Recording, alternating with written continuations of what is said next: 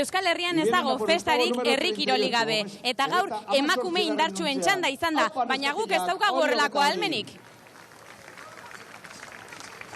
Emarri taldekoaren relojeroarekin gaude. Zein da zure papera, Eneritz?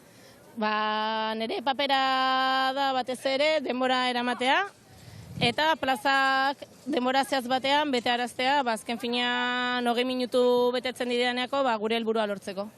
Persona bakoitzak segunta ze posiziotan dagoen, dauka lan bat, o bestia batzuk egiten dute, indarra eta karga tente mantendu, eta beste batzuk atletikak bultza eta indarrain. Ohituta gaude giza probetan gizonak ikusten, zuek emakumeak ekarri dituzue.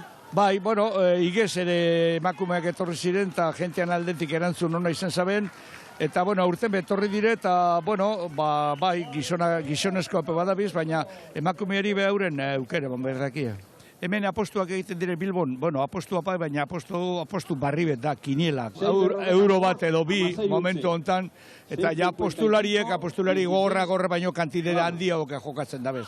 Eta Zeanuri taldeko neska proba honetako Emmarekin gaude, zemuz bizi dezu proba?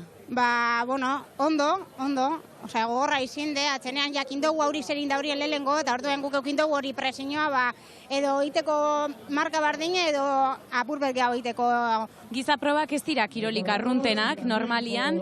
Nola sartu zinen mundu honetan? Ni bitu, endela 3 hilabete edo sartu nintzen, eta, atzenean jenda ez da animetan, edo ikusten dauzku, eta, zelango aztokeri, esan egiten dozuen hori, ez dakiz zer, animetan zara, probetan dozu, gure bozu egiten dozu, orduen, gehienetan iziten da baten bat, lagumen edo ezagun bet iten dauena, animetan dotzule.